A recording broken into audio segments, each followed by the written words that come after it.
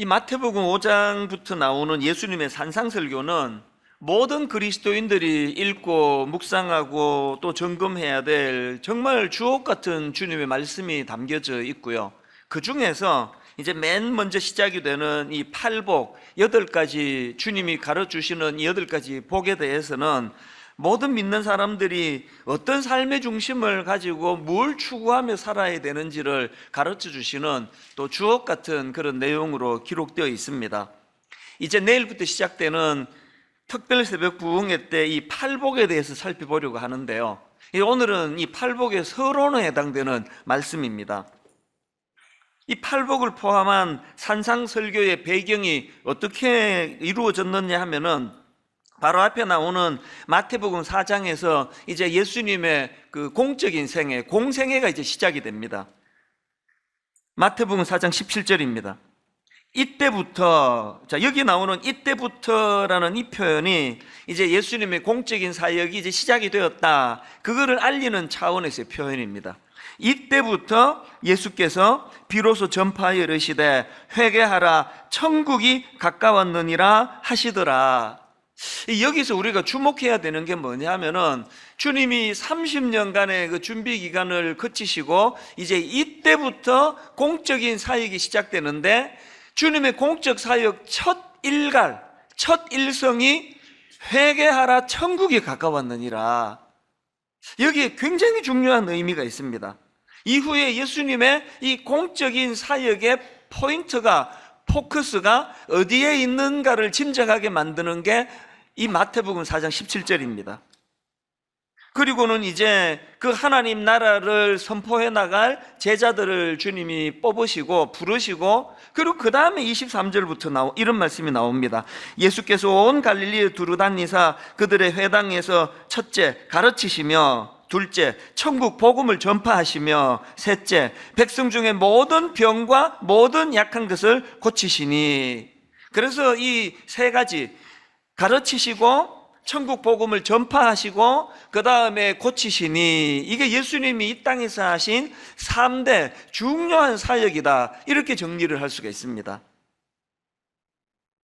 근데 사실 예수님이 가르치시고 천국 복음을 전파하시고 고치시고 하는 여러 사역을 하신 거는 제일 먼저 선포하셨던 이 하나님 나라를 위한 것인데, 이 사람들의 한계는 뭐냐?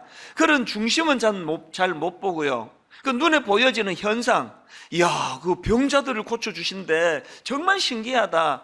그래서 이제 24절에 보니까 그의 소문이 온 수리아에 퍼진지라 사람들이 모든 앓는 자, 곧 각색병에 걸려서 고통당하는 자, 귀신 들린 자, 간질하는 자, 중풍병자들을 데려오니 그들을 고치시더라. 막 그저 온통 사람들의 관심은 다른 데 없습니다. 병 고쳐준대, 병 고쳐. 그러면 온 동네 아픈 사람 다 데리고 가자, 다 데리고 가자. 그래서 어느 정도 지금 이것이 지금 붐을 일으키는가 하면은 25절입니다. 갈릴리와 데가볼리와 예루살렘과 유대와 요단강 건너편에서 수많은 무리가 따르니라. 이 수많은 무리가 따르는 이 성황을 이루는 포인트는 하나예요. 병 고쳐주는 거 보러 가자. 누구도 또 병 고쳐주는 게 필요하다. 이런 상황이 벌어지니까 예수님께서 어떤 조치를 취하시는가 하면은 오늘 보면 5장 1절입니다. 현대인의 성경입니다. 예수님은 많은 사람들이 모여드는 것을 보시고 산에 올라가 앉으셨다. 그러자 제자들이 그분에게 나아왔다. 어떤 상황인지 아시겠죠? 지금 예수님은 병 고치는 거 보러 온 수많은 무리들을 피해 가시는 거예요. 그리고 산으로 가셔서 말씀을 가르치기를 원하신다는 것입니다. 저는 이 마태복음 5장 1절 2절 이 말씀을 보면서 우리 모두가 다 굉장히 진지하게 주님께 드려야 되는 질문이 하나 있다고 생각합니다. 어떤 질문을 드려야 되느냐? 5장 1절 2절 다시 한번 보십시오. 예수께서 무리를 보시고 산에 올라가 앉으시니 제자들이 나온지라. 우선 1절에 나와 있는 이 포인트가 중요합니다. 예수님을 따르는 사람들이 두 종류로 구분이 된다는 사실이에요. 하나는 무리에 해당되고 하나는 제자에 해당된다는 겁니다. 저는 오늘 여러분에게 심각한 도전을 드리면서 이 질문을 품기를 원합니다. 여러분은 무리에 속하는 분들이십니까? 제자에 속하는 분들이십니까? 무리에 속하는 사람들의 특징이 뭐라 그랬습니까? 이 본질에는 관심이 없습니다. 하나님 나라 그런 건 난 몰라. 병 고쳐준대, 병. 이 무리의 특징이에요. 이 표면적으로 드러나는 현상에만 관심을 가지고 하는 신앙생활. 뭐 기도라는 게 막 온통 하나님 나라는 뭐 없습니다. 그냥 병이나 고쳐주세요. 월급 좀 올려주세요. 취직을 왜 안 시켜주는 겁니까? 이 무리예요, 무리. 여기에 반해서 제자들은 특징이 2절 아닙니까? 2절. 입을 열어 가르쳐 이르시되. 여기서 오해하시면 안 되는 게요, 이 병 고쳐주시는 주님의 사역에 관심을 가지는 것 자체가 잘못된 게 아닙니다. 저도 너무나 요즘에 환자들이 급증하는 이런 시대에 목사로 살아가다 보니까 하나님께 종종 구합니다. 아버지, 저에게 병 고치는 은사 좀 주세요. 너무너무 마음이 아픈데 하나님, 제가 머리에 손을 얹고 기도하면 병이 떠나가는 이 놀라운 은혜를 저에게도 좀 주시기 원합니다. 저도 그렇게 기도합니다. 병 고쳐주시는 주님의 사역에 관심을 갖는 게 잘못된 게 아니고, 이 무리가 가진 문제가 뭐라 그랬습니까? 그것만 관심을 갖는 게 잘못됐다는 거예요. 우리의 필요를 따라 뭐든지 구할 수 있습니다. 그러나 뭐가 더 중요하고 뭐가 덜 중요한지는 좀 구분하면서 예수 믿자는 거예요. 그리고 또 우리는 내버려 두면 이렇게 이 비본질적인 것에만 관심을 쓰기 때문에 어떻게 해야 돼요? 말씀을 들으러 산에까지 가야 되는 거예요. 여러분 스스로가 듣고 보니까 나는 좀 무리에 가까운 것 같네? 그런 생각이 드시면 이제 여러분 2절로 옮겨가셔야 돼요. 주님의 말씀에 관심을 가지시고 입을 열어 가르쳐 이르시되. 이게 이제 내일부터 살펴보게 될 팔복과 산상수훈이 나오게 된 배경이라는 사실입니다. 그래서 저는 이런 맥락에서 이제 내일부터 한 말씀 한 말씀을 우리가 주님의 말씀 앞에 이제 반응하고 귀를 기울이면서 이 하나님 나라의 백성들이 어떤 삶의 태도를 갖고 살아야 되는가를 이제 점검해 봐야 되는데요. 그런데 제가 이 팔복을 쭉 묵상하고 공부하다가 참 눈이 가는 구절 하나를 발견했는데요. 바로 5장 13절입니다. 너희는 세상의 소금이니 소금이 만일 그 맛을 잃으면 무엇으로 짜게 하리요? 후에는 아무 쓸데없어 다만 밖에 버려져 사람에게 밟힐 뿐이니라. 이 13절 말씀은요, 바로 앞에 그 3절부터 12절까지가 팔복이에요. 팔복. 주님이 팔복을 선포하시고 바로 주시는 말씀이 13절입니다. 뭘로 의미하겠습니까? 하나님 나라와 그 하나님 나라에 대한 그 원리에는 관심이 없고 그저 병이나 고치는 것, 떡이나 얻어먹고 오병이의 기적이나 관심을 가지는 삶을 살다 보면 니들이 맛 잃은 소금이 될 위험이 있다. 그 말씀을 주시는 거 아닙니까? 이 말씀이 왜 저에게 관심이 갔을까요? 오늘 수많은 사람들이 교회를 보고 맛 잃은 소금이라 그러고 있으니까, 오늘 수많은 예수 안 믿는 사람들이 예수 믿는 크리스찬들을 향하여 이거 맛 잃은 소금이다, 이거 세상에 사람들에게 발표해야 된다, 이런 조롱을 당하는 시대니까요. 그래서 우리가 지금 정말 오늘 한국교회가 이 맛 잃은 소금처럼 사람들에게 밟히고 있다는 인식이 드신다면 어떻게 해야 됩니까? 바로 앞에서 대안으로 주신 주님의 팔복, 그리고 이후에 열거되는 이 산상 설교에 관심을 가져야 되는, 이게 대안이라는 사실입니다. 최근에도요, 어떤 청년이 참 그 가슴 아픈 이메일을 한 통 제게 보내왔는데, 이 청년이 누군가면은 제가 몇 달 전에 그 설교하면서 이 청년의 그 메일 내용을 읽어준 적이 있습니다. 들어보시면 아마 기억이 나실 텐데요. 이런 내용으로 제게 메일을 보낸 적이 있습니다. 맨날 싸우는 한국 기독교 상황을 학교 기독교 수업 시간에 다루며 많은 학생들이 개독교라고 비판하는 상황에서 많은 학생들 앞에서 한 명의 기독교인으로서 정말 미안하고 무거운 책임감을 느낀다고 사과했습니다. 이런 글을 제게 보내준 청년인데요, 제가 그때 이 청년을 연대 의대 다니는 학생이라고 그렇게 소개를 했는데, 나중에 보니까 이 연대 공대를 졸업하고 지금 의대 진학을 위해서 준비하고 있는 그런 청년이더라고요. 어쨌든 이 청년이 제게 최근에 다시 이제 메일을 보내왔는데 너무 제 마음이 많이 힘들었습니다. 그리고 목사로서 참 미안했습니다. 이 청년이 지금 저 같은 목회자나 기성 크리스찬들에 대해서 울분이 많고 또 하나님에 대해서도 지금 섭섭해하고 있는 상황이에요. 그 어떤 내용인가를 한번 들어보세요. 저는 비기독교인들로부터 그리고 제가 기독교를 믿으면서 당했던 수많은 손해와 또 그런 저를 감싸주지 않는 한국교회를 생각할 때마다 외롭고 하나님을 떠나고 싶을 때가 많고 지금도 그렇습니다. 비기독교인들이 얼마나 기독교인들을 혐오하고 조롱하는지 여기 메일에 다 담기 힘들 정도입니다. 저는 비기독교인들이 기독교인들을 향해 하는 말을 들을 때마다 논리적으로 너무 설득이 잘 되고 돈에 환장하고 성범죄 저지르고 옥하는 목사님 표현 빌리면 여기서 이 말하고 저기서 저 말하고 나중에 안 했다 그러고 막 굉장히 격앙되어 있는 게 느껴지지 않습니까? 또 이런 내용도 있습니다. 비기독교인들이 목사들을 보면 하나님 없는 게 분명하다는 쪽의 말이 훨씬 더 신뢰가 갑니다. 한국교회를 망쳐놓는 목사들의 존재를 비기독교인들은 하나님이 없는 가장 큰 증거라고 말합니다. 비기독교인들이 이런 목사들을 조롱하는 말로 너네가 목사면 나는 예수다 이렇게 말합니다. 너네 기독교인들이 좋은 목사 많다 하는데 좋은 목사 어디 있는지 한번 예를 들어보라. 저 또한 이러한 말들을 잘못된 말이라는 생각이 별로 들지 않는 게 오늘 한국교회의 적나라한 실상인 것 같습니다. 이 말고도 내용이 더 많이 있는데요. 제가 우선 이 청년의 글을 보면서 제가 목사라는 게 참 비참했고요. 그러나 사실은 이 형제가 너무 격앙이 돼가지고 이제 쓴 글이다 보니까 저는 이 형제의 글을 다 동의하지는 않습니다. 왜냐하니까 저는 많은 목사님들을 만나는 사람 아닙니까?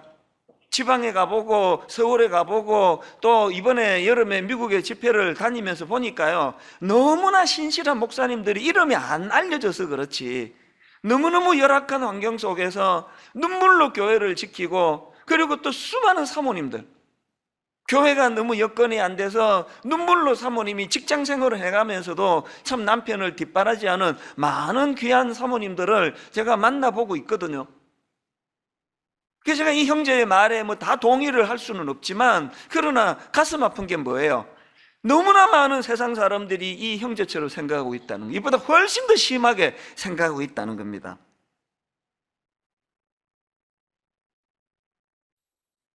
제가 이런 내용의 글들을 읽을 때마다 내가 만났던 너무나 신실한 어느 지방의 또 미국의 어느 교회의 권사님 얼굴이 떠올라지고요.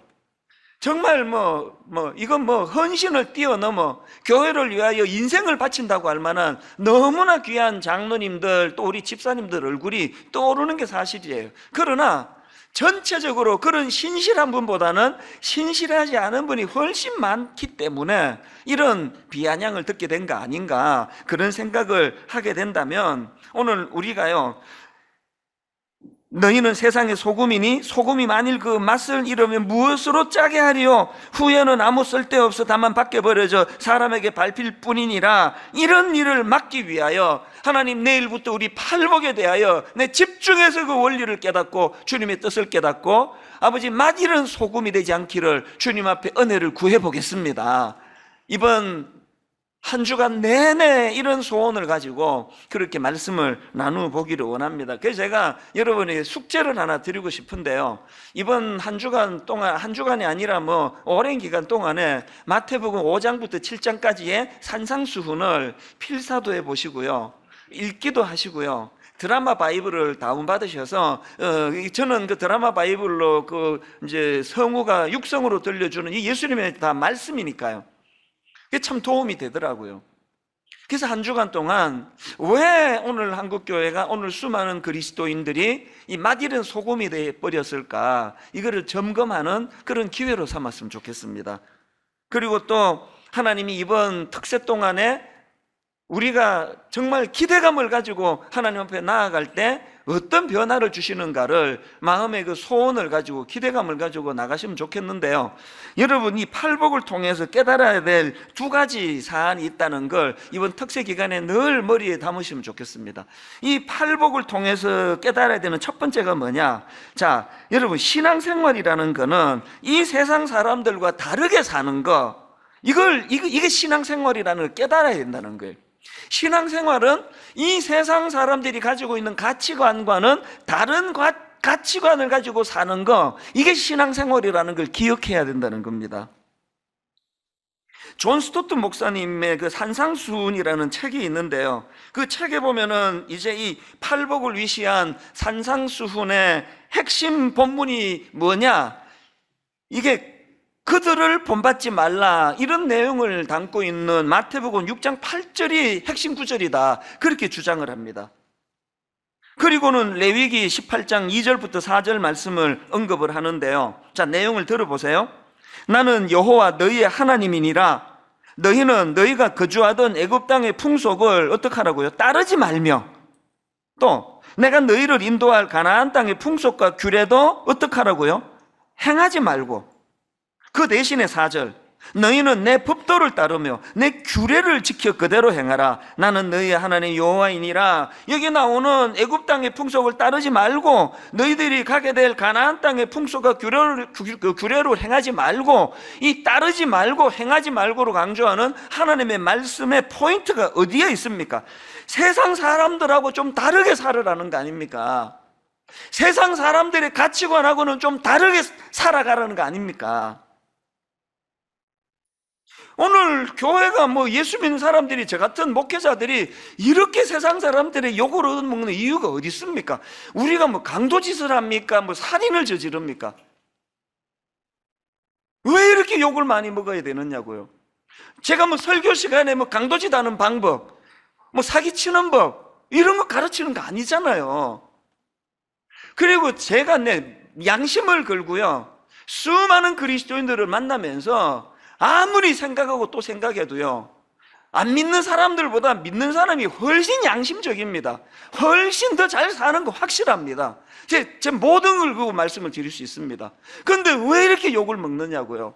왜 이렇게 욕을 먹는지 아십니까? 강도짓 안 하고 사람 안 죽이고 이런 것 정도가 우리가 가져야 될 목표가 아니라, 그들이 우리에게 요구하는 거는 니들은 우리랑 좀 달라야 되잖아. 그게 로마서 12장 2절에 나오는 말씀 아닙니까? 너희는 이 세대를 본받지 말고,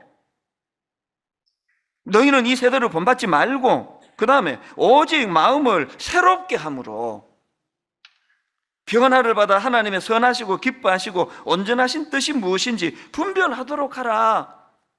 세상 사람들이 구절을 몰라서 그렇죠. 이걸 들이대는 거 아닙니까?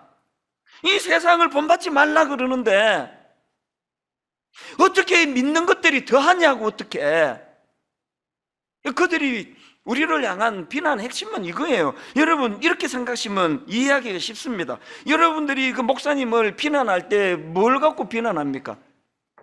그냥 성추행하고 공공횡령하고 이런 걸로 TV에 나오는 목사들은 몇 명이나 되겠냐고요.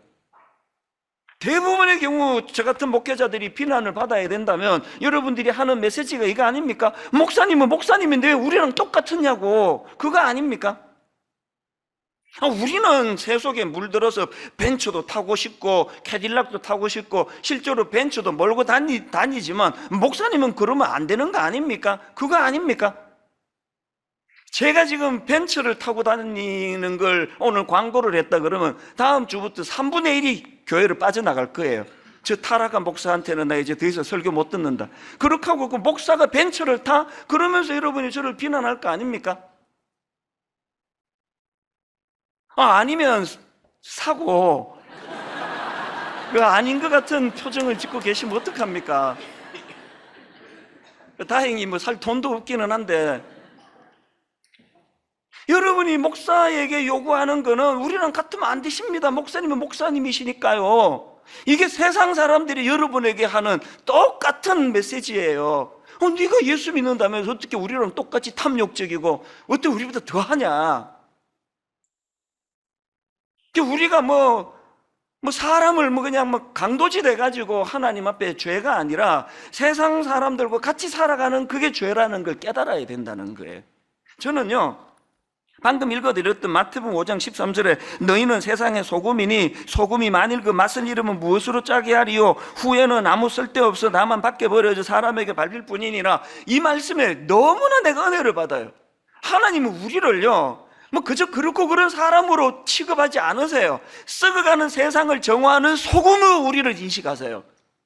하나님은 저와 여러분을 그저 그냥 밥이나 먹고 사는 그런 존재로 자리매김하지 않으시고 이 악한 세상에 영향력을 행사하는 이런 사명이 있기 때문에 그래서 우리는 세상과 다르게 사는 거예요. 제가 만약에 이거 목사 돼가지고 벤츠도 못하고 캐딜락도 못하고 이게 뭐야 이러면은 목사 때리쳐야 돼요. 그게 무슨 목사입니까?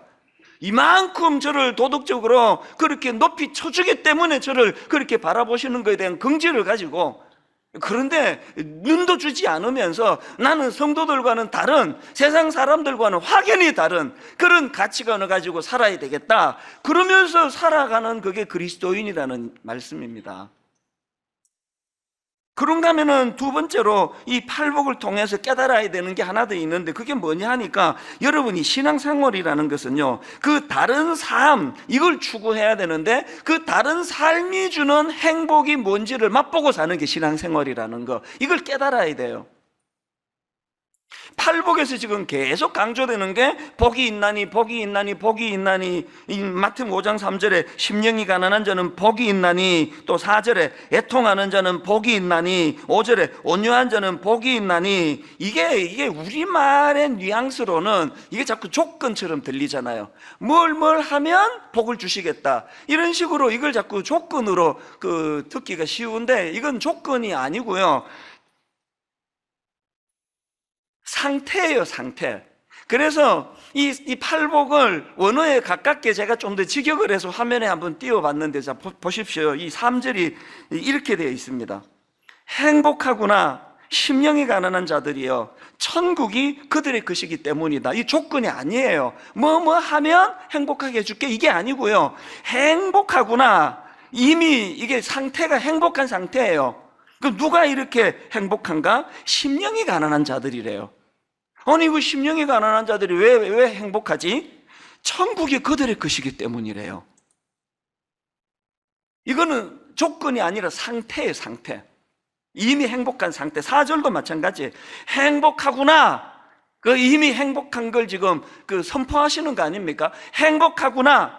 누가? 애통하는 자들이요. 아니, 슬프 우는 자들이 왜 행복합니까? 그들이 위로를 받을 수 있기 때문이다. 이 구조가 다 그런 거예요.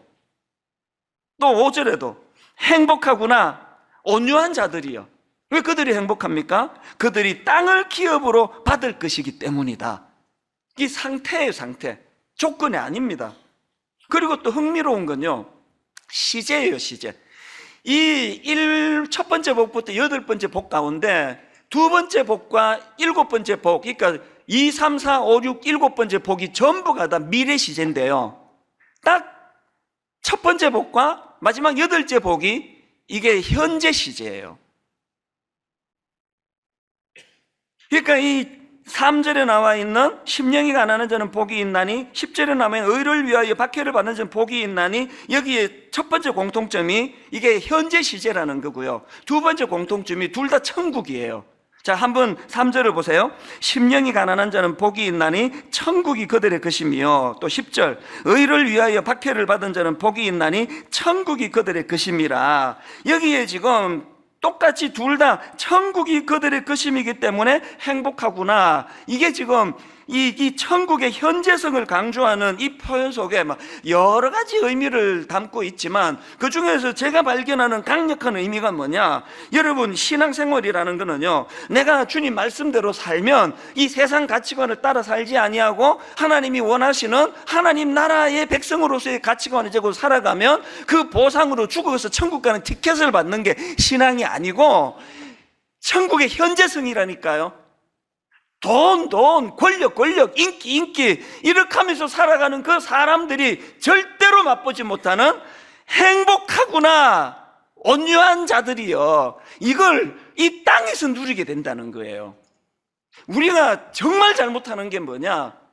강도짓도 나쁜 거지만 이 하나님 나라의 가치를 가지고, 가치관을 가지고 세상의 기준이 아닌 물질, 명예, 권력 이런 걸 추구하는 것이 아닌 하나님 나라 백성으로서 주님이 가르쳐주시는 삶의 가치를 가지고 살면 이 땅에서 이것이 얼마나 행복하냐라는 것을 누리며 살지 못하는, 이게 죄예요. 이게 왜 젊은 애들이, 여러분 아들이 왜 교회 떠납니까? 왜?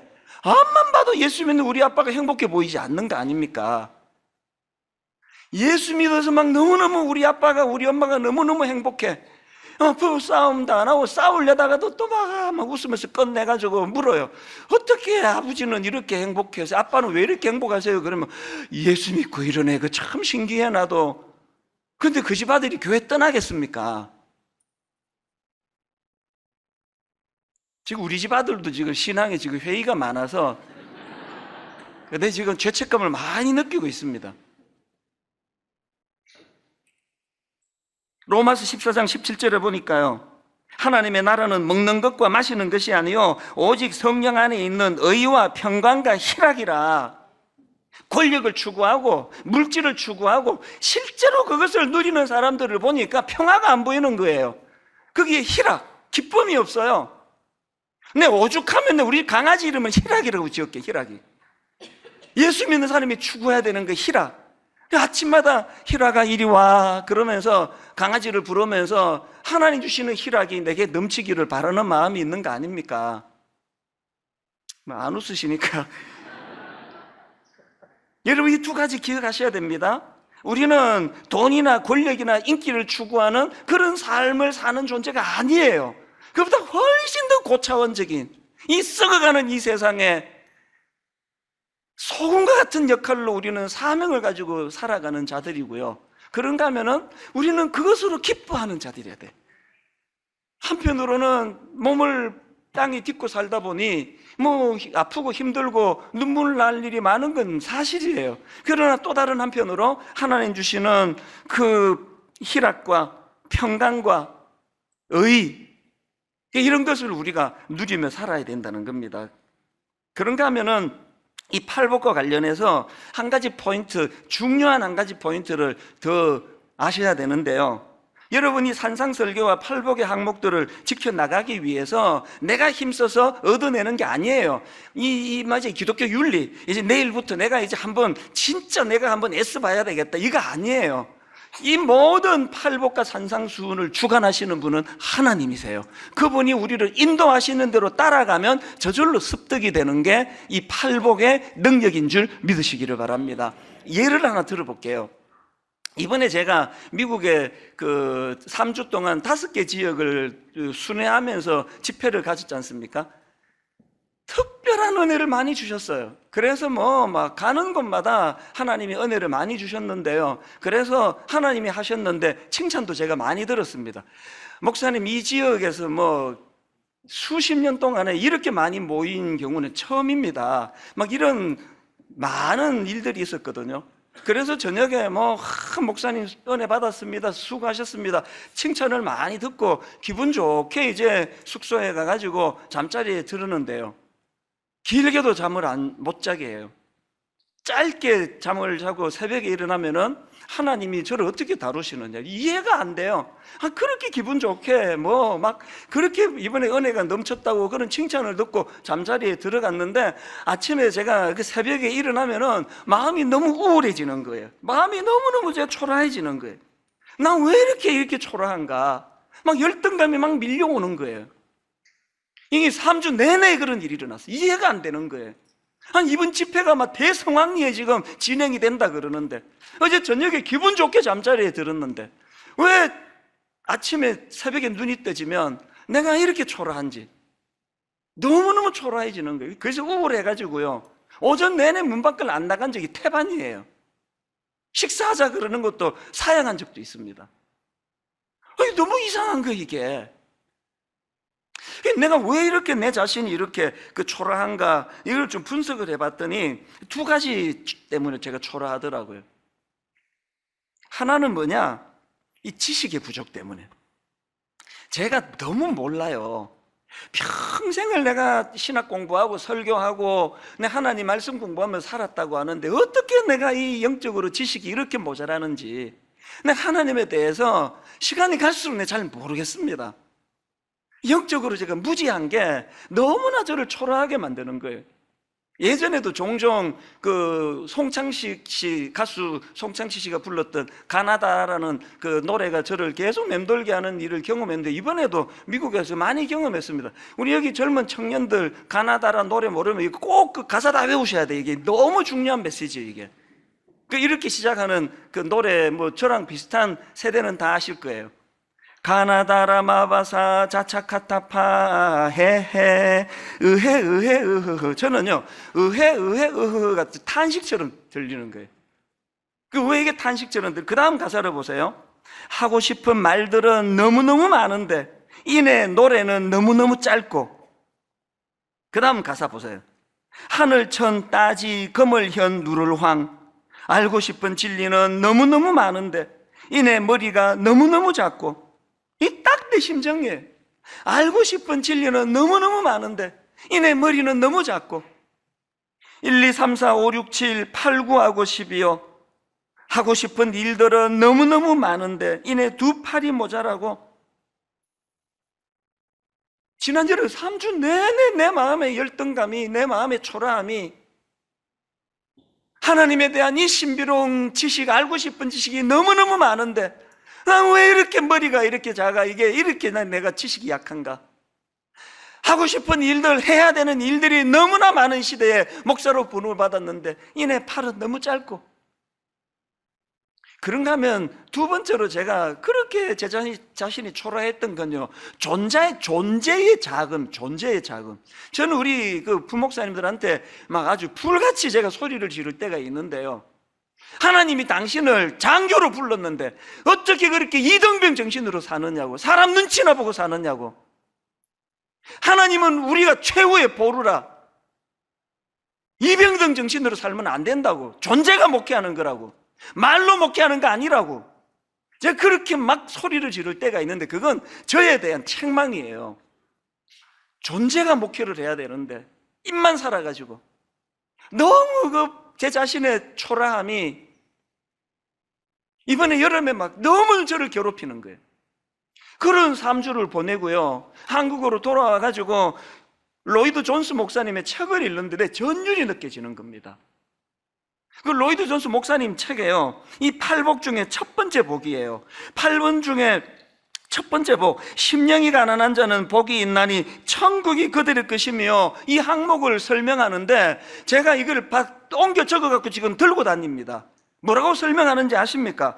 심령이 가난해진다는 것은 속을 비우는 것을 의미하며 나머지 복은 가득 채우는 것을 의미하는데, 우리가 먼저 비워지지 않으면 채워질 수 없다. 그래서 하나님께서 우리에게 복을 가르치시는데 먼저 나를 비우는 거라는 게, 심령이 가난한 건 자기를 비우는 거래요. 그리고 두 번째부터 7, 8째 복이 다 채우는 거래요.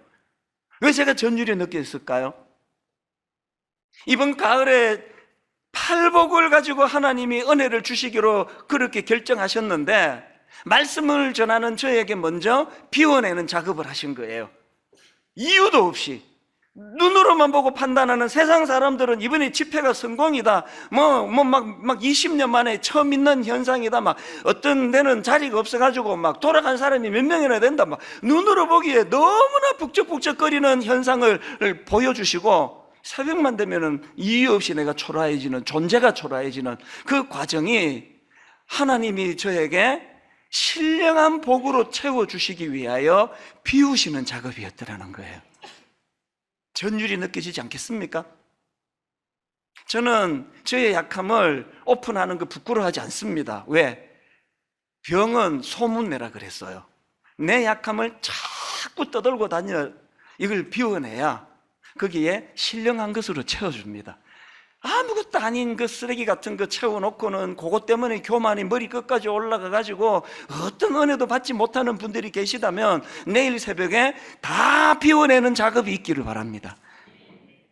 그 별것 아닌 그것 가지고 막 우쭐하고 살아가는데 네 그거 다 비워야 신령한 하나님 나라의 복으로 채워진다.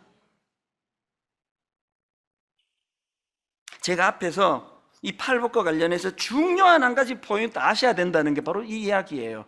내가 하는 거 아닙니다. 막 힘주고 막 내일부터 한번 내가 막 도덕적으로 살아봐야지. 그거 다 실패예요.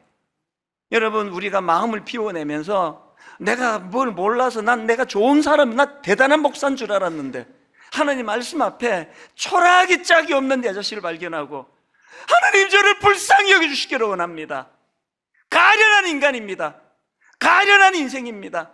은혜 아니고는 너무나 초라할 수밖에 없는 인생입니다.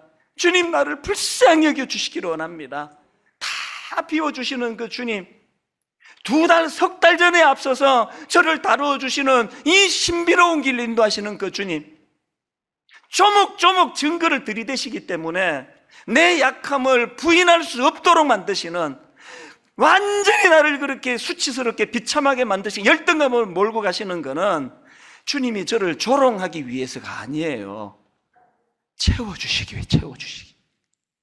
여러분, 이 기대감을 가지고 내일 첫날부터 다 비워내고 그리고 거기에 채워주실 신령한 은혜를 사모하는 그런 새벽 부흥이 되기를 주님 이름으로 축원합니다.